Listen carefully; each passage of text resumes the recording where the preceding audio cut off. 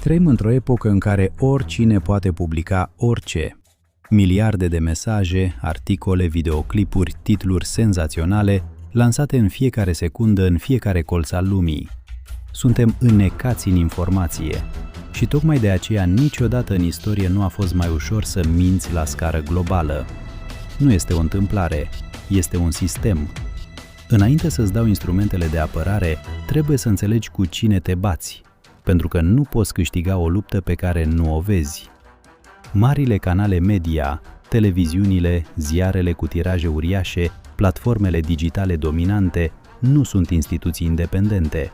Sunt proprietatea unor corporații, a unor fonduri de investiții, a unor grupuri de interese cu agende bine definite. Concentrarea proprietății media în mâinile câtorva zeci de entități globale nu este o teorie a conspirației. Este un fapt documentat, public, verificabil.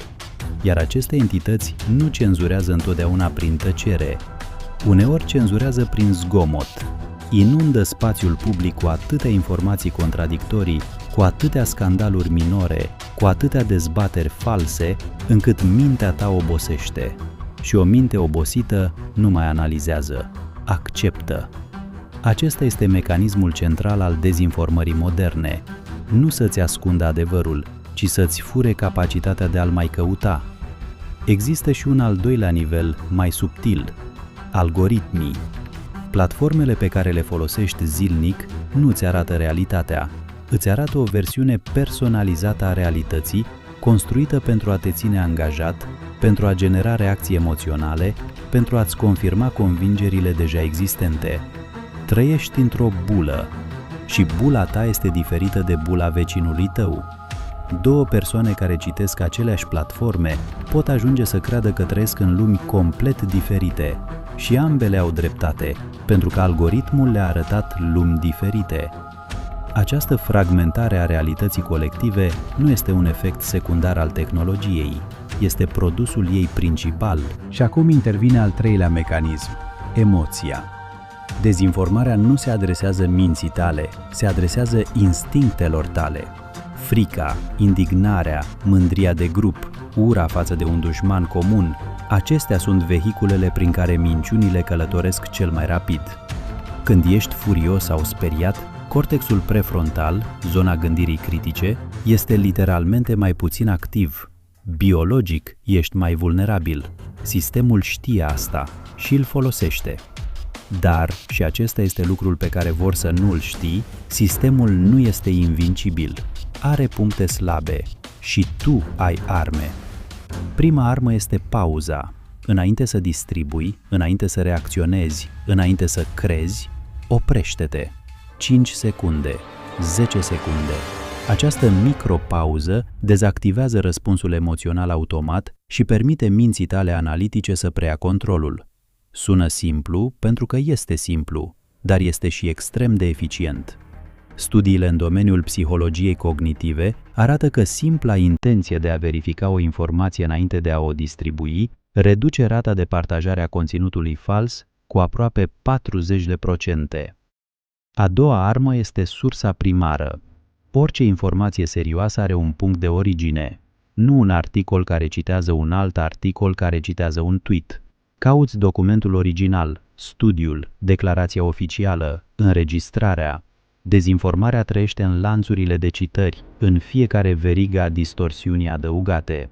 Când ajungi la sursă, de multe ori descoperi că realitatea era mult mai nuanțată decât titlul care te-a șocat. A treia armă este diversitatea surselor, dar cu o condiție. Nu diversitate pentru diversitate. Nu consumi în mod egal toate perspectivele pentru că unele perspective sunt obiectiv false, ci consumi surse care au valori epistemologice clare, transparență în metodologie, corectare publică a greșelilor, separare explicită între fapte și opinii. Aceste caracteristici nu garantează adevărul, dar indică bună credință. A patra armă este autocunoașterea. Fiecare dintre noi are biasuri cognitive, tendința de a căuta informații care ne confirmă convingerile deja existente, confirmation bias, este universală. Nu ești mai presus de ea, nici eu, nimeni nu este.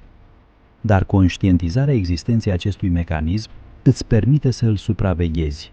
Să spui întrebarea: mă bucur că am găsit această informație pentru că este adevărată sau pentru că îmi confirmă deja ce credeam? A cincea armă este gândirea lateral-istorică. Pune orice informație în context. Ce se întâmpla înainte? Ce urmează după? Cine beneficiază de această narațiune? Cui îi servește frica ta, indignarea ta, certitudinea ta? Dezinformarea funcționează cel mai bine în vid, fără context, fără cronologie, fără interes identificat. Cu aceste trei elemente, narațiunile false se desfac. Și a șasea armă, poate cea mai importantă și cea mai neglijată, este toleranța la incertitudine. Mintea umană urăște să nu știe. Preferă un răspuns fals unui non-răspuns adevărat. Această nevoie de certitudine este exploatată sistematic de politicieni, de lideri religioși, de guru ai internetului, de conspiraționiști de bună sau rea credință. A spune nu știu, nu sunt sigur, am nevoie de mai multă informație, nu este o slăbiciune.